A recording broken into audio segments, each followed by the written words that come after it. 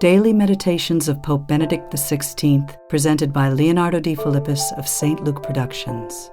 The Eucharist as event. The Eucharist unites us with the Lord and does it in fact by limiting us, binding us to Him. Only thus are we freed from ourselves.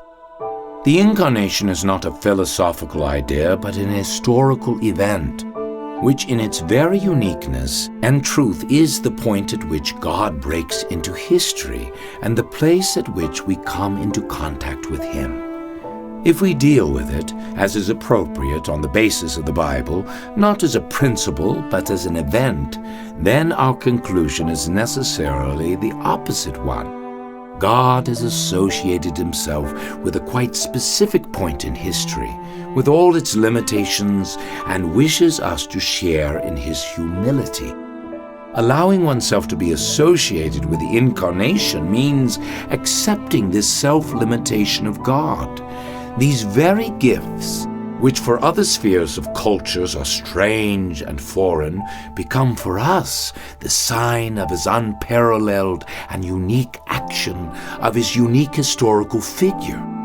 They are the symbols of God's coming to us, He who is a stranger to us and who makes us His neighbors through His gifts.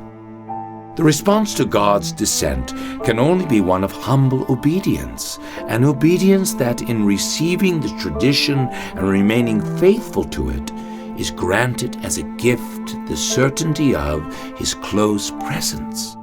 That is why the memorial constituted by the Eucharist is more than a remembrance of something in the past. It is the act of entering into that inner core which can no longer pass away.